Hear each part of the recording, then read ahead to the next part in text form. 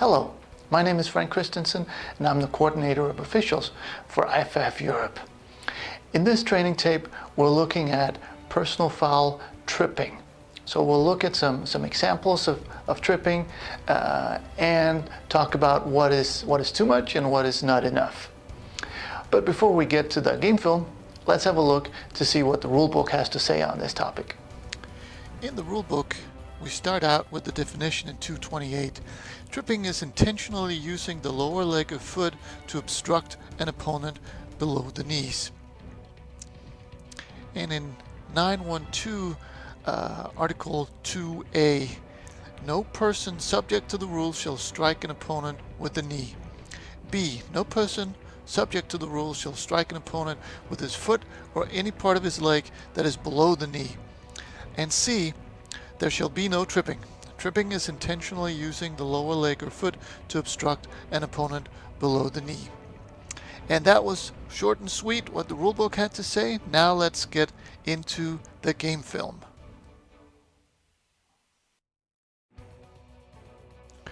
Before we get to the fouls, we'll have a look at a couple of plays where there is no contact, and when there's no contact, like here, there's a very good attempt at a tripping, but with no contact, there is no foul. And you'll see number 2, B2 really tries to, but he fails, and we'll see the same from the end zone shot. And here's the end zone shot of the same play, and you'll see B2 tries to swing his leg, or he manages to swing his leg, but the running back is athletic enough that he just jumps over, and again, no contact, no foul. Here's another example of a no contact, no foul type situation. It's certainly not for lack of trying. See there, the leg comes out, and there again the leg is extended, and it's very, very clear that he's trying to trip up the runner. And even when it's this obvious, the rule is the same. You need contact for this foul. So you could certainly have a talk to, and the best person to see this probably is the wing or referee center judge.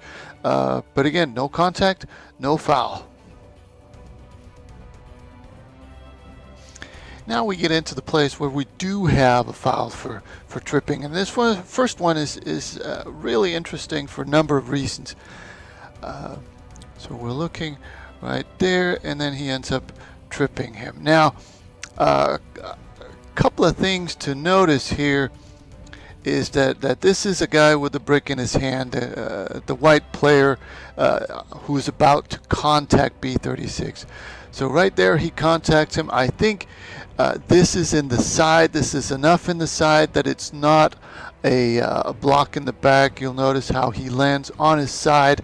Had this been a block in the back, the red player would have most likely fallen face first.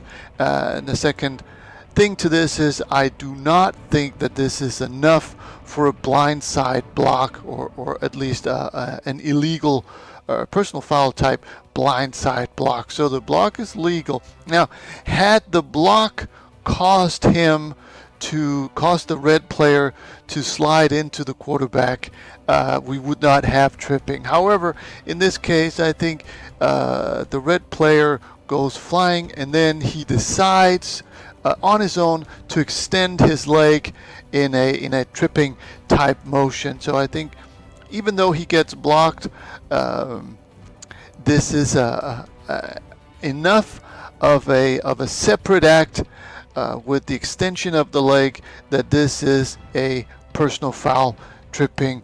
And the referee certainly should be in on it, since this is the quarterback. The wing should be somewhere in on it, even though it happens in the backfield. Now the wing could be involved in a key. We don't really know from this formation, but certainly the referee should be in on it, and possibly the wing. Here's another example where the action by the kicking team player certainly is enough for a tripping. Right there, he extends his leg, and makes like a sweeping motion. And even though the tackle is made right there, I mean that really is of no consequence, since this is a safety foul also, and I mean people can get really hurt.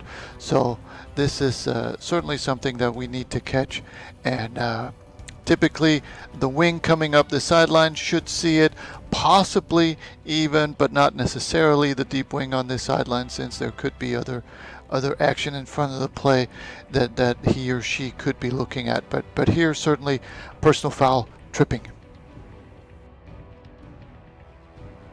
On this play, we're looking at the tackle closest to the camera, so he's not going to do it against the runner, but this is what we refer to as a leg whip. So right there, he's swinging his leg to make sure that the defender goes down, and by that, the offensive tackle wins. But this is a dangerous technique to himself, but also to his opponent. So once they, you see the upper body go down like that, and then he swings back. Sometimes it's that leg, sometimes it's the other leg that swings back to take out the defensive player. But this is a foul that we should call, and in a crew of 8, that would be either the referee or center judge keying in on this tackle. In this formation, in a crew of 7, it would be the wing at the bottom of the screen here who would be keying on this tackle. But in any case, this is certainly enough to call for personal foul, tripping. In this last play, we're going to follow the kicker. So the return is going to come back, obviously, and the kicker is going to be the last line of defense. Maybe that's why he does that. A fairly athletic split he does there, but that is a tripping foul that we can also see from the end zone shot. As promised, here is the end zone shot, and of course we're still looking at the kicker, and here it comes.